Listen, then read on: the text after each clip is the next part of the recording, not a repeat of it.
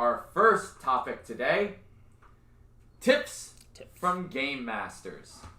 Right, so if you're playing an escape room, these are tips for the best way to solve it and little tricks that we've learned just from watching bunches of games. So, who wants to start? If somebody was like, I'm gonna win this escape room come hell or high water, I need some tips. You guys have run games. What do I do? Answer the phone. Answer the phone. If the phone rings in the game, you answer the phone. That would actually be probably important. But the first thing I tell everybody is to look everywhere. I mean, you never know when you're going to find something that's relevant. You're never going to know if you look under. Now, that doesn't mean breaking things. Just keep that in mind. If the thing is stuck down, you're not tearing it off. But you do want to take a good look at everything and see what things might happen to go together, even if they're on opposite sides of the room from each other. That's something. Christina? I mean, I think one of the most basic pieces of advice we can give people is just to communicate with your teammates. Like, last night we just had a group where one of the players was staring at a very critical piece of a puzzle and just didn't say anything. And so he didn't notice what was going on, and he didn't give the opportunity for anyone else to notice what was going on with it. Just to piggyback off that, I would say if you're an adult with kids in the group, listen to the kids. Yes. Yeah. Yes. Listen to the kids. 9 times out of 10, the kids are far more perceptive than you are, and they understand it. And I've seen too many instances of parents telling kids to be quiet. They don't know what they're doing, and then they end up losing the game. And when we go in to show them the answers, the kid goes, "I told you." And it goes back a little bit to what we were talking about last week about working with others, working in teams. Listen to each other's ideas. That is very important because you never know when someone's going to have. It doesn't matter if you don't know them either. Just exactly. Collaborate. Yeah. I guess my big thing would be listen to the Game Master. Yes. It's a little contingent on how the Game Master would kind of deliver the rules, but we're not trying to misdirect you. When we say don't rip the cornstalks off in our F5 game, we mean don't rip the cornstalks off. I'm not trying to tell you that that's what they want us to think. Yeah. We're not doing. I'm not trying to deceive you. It just means you're going to break something. So don't act surprised when I come running in there and yell at you for ripping the cornstalks off, because that's set design. We don't go out of our way to deceive you, but it is contingent on the Game Master being choosing the words carefully, so as not to make people believe we're deceiving them. But 9 times out of 10, everything that we say is intentional to keep you away from breaking the rules. So listen to what we're saying. We're not trying to make fools of you. So there is a tip that was passed on to me when we were playing a game in the city at Gamemaster Quest. Okay. That I very rarely am about to say that my mind is blown by a tactic, but on this particular scenario, this was actually Johnny. Mm-hmm. We were struggling with one part of the game, and he just out of nowhere solves this puzzle. We're like, how the hell did you do this? And he goes, well, I figured this area was important because that's where they aim the camera. Yeah, that's actually a really big tip. Yeah, difficult to do in F5. You can't really do that. F5 doesn't kind of just gets a real general view of the room because it's a big open space. The F5 camera work is just kind of designed to.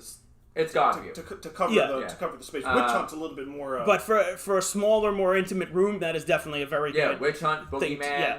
I'm sure we'll be doing it in Freak Show. Because even if everything in your game is automated, you still need to know it went off. Yeah. So you are aiming your cameras at the important aspects of the game. So more than likely, if a camera is aimed at something that's not just a broad stroke, like a corner camera that's obviously aimed at the whole room, probably isn't going to help you in this tactic. But if there's a camera that's right here, it's probably here for a reason. Something is important. That's why he has his camera to himself and we're stuck in a 3-shot. It's a better composed 3-shot. I'm the star of the show, Frank. So, And yeah, I mean that goes to one of the other general ones that I've said. Pay attention to the details. You know, you're going around, like we were saying, you see a symbol on one wall, it might equate to something on the other wall. Just look for things like that. Again, that doesn't mean tear stuff up, but it does mean, you know, if you see a symbol on the wall, chances are it's not random. You know, it's very unlikely that there's going to be like red herrings, like random symbols and things. Now, on the same token, if there's a price tag on something, that is probably not a clue. That is just a price tag. I think it was at Escape the Supermarket. Well, see, that would make sense, though. I mean, for a scenario like that would a price tag would make sense since that's part of the theme. Yeah, such a cute, dumb little concept. A price sticker on a table that is supposed to be in the 1600s, you know, probably is, you know, that's or just like oversight. The serial number on the bottom of the table, like certain things you just can't get rid of. One of my friends went for the IKEA number. We were playing The Office in the city. The IKEA number on the bottom of the rug, he took very, very seriously, and I'm like, dude, no. It's just the IKEA number. I had to sand off in F5. There's like a patch where some of the red paint had smeared off on the floor, and people thought the serial number was the answer. And oddly enough, the numbers, it was like 12148. So they managed to get one of the locks open. Just because by total coincidence, the answer was on the floor. Yeah. So I had to go in and sand the number up. Yeah. Well, that's like, remember when we were building QRZ? Yeah. And we were framing it up, and we had put some of the foam boards up, and Dan Wills took a pencil and wrote a measurement. Yeah. Do you know how many people I have had to tell that that's the address of Lib's Wine and Tapas because they thought it was a puzzle? Wasn't that done in foam, too? Yeah, so there's no getting rid of it. Like, now no matter what you do, the indentation's there. I filled it, I actually spray foamed over the top of that, and then sanded it. You can still see it. God damn it, Dan. The moment he did that, I was like, no! But, so yeah, you know, I guess kind of from learning from watching other people play too, like, you know, we were talking before there about coordination and, you know, really conversing over everything. I've seen, you know, like David and Lisa play at Room Escape Artists, and, you know, and they are I've tacticians played with when it them. comes to that. And, you know, it's like they go in, and it is like, I don't know if any of our viewers have ever watched like Gordon Ramsay's Hell's Kitchen show or anything like that. They're like cooks in the kitchen, where like, you know, everything is constantly verbal. You know, like, okay, I am looking under the bed right now, and I see, you know, there's a box under here. It's got a 4-digit code. Anyone have anything for a 4-digit code? No, but I'm looking at a poster on the wall, and this poster, like, they are literally telling every element of everything they see and do, so that everyone in the room knows what pacing and what, you know, what they're working on. So that is a huge element, because 9 times out of 10, I watch people waste time repeating things people already did that are wrong. Right, yeah, I mean, so communication's key. That happens in the witch hunt game all the time. They try to find the one chest, and someone will walk up to it, try to lift it open to find out it doesn't work, and then they'll walk away. And then somebody else comes and tries to open the box. They walk away, and then the next person comes. And when you have a group of 13 people doing that, it's like, you know, at a certain point, you probably just killed 13 minutes of a game. Yeah. And they lost.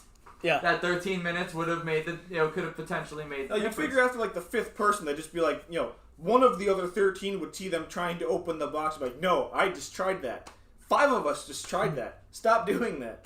It doesn't work. If you feel strongly about an answer, let more than one person check that answer. Yeah. Because a lot of times we see people just put the combination in the lock wrong. And that's actually a good transition to the next thing I was going to say. Know how to use the locks. And all that really is look for the little arrows for where you're supposed to line it up and go according to that, because people will spend minutes putting in the right answer in the wrong place on the lock. Yep. So yeah, look for the arrows. No matter what kind of lock it is, they usually have little arrows. On that note, we are American. We get a lot of European players, oddly enough. If there are dates in the game. Yes. The date is American style. Not it's month I'm sure day. in Europe it's probably different. It's but, month day, yeah. not month. It's month day here, Yeah. day month there. Yeah. We had a group Yeah. from France playing F5, and they kept putting the answer to the horse stall lock in, Yep. but they were doing it day month. So I had to go in there and. We all laughed about it, but still, it's... Yeah, our there's Morristown, been New a few Jersey groups. location, which is where we stream Puzzle Talk from, is directly across the street from an International Hyatt that gets tons of international companies that stay for corporate events and meetings, and then come and play with us for team building events. So that is a huge element we deal with a lot is multicultural and how they dictate certain elements of the game. You kind of see the gaps there, as far as language barriers and things like that. But yeah, that's a big one. Are we missing anything?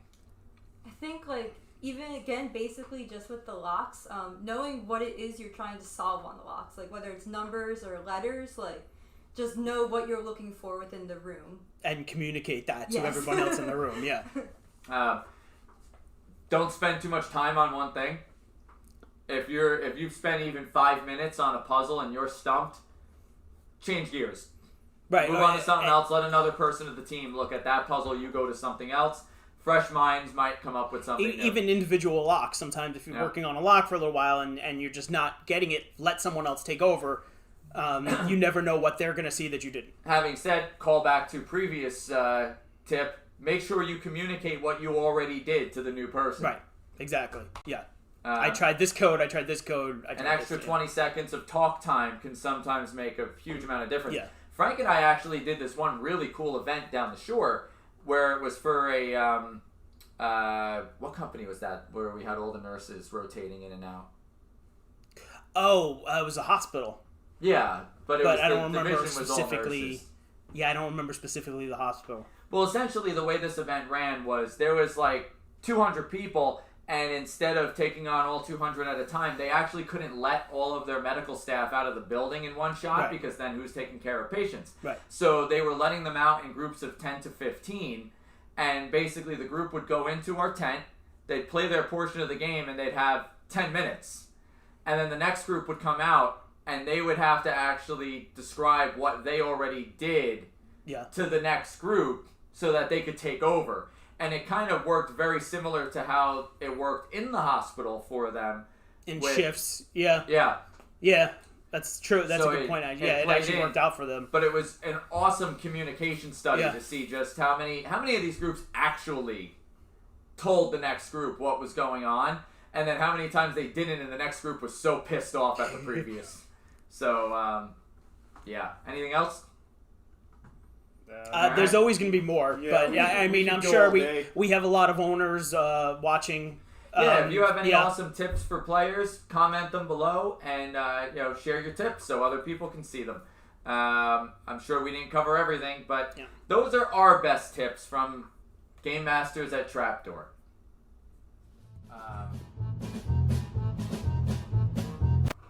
And we hope you'll join us next time, 1 p.m. Eastern Standard Time. Subscribe to our YouTube channel if you haven't below. Like, comment, subscribe.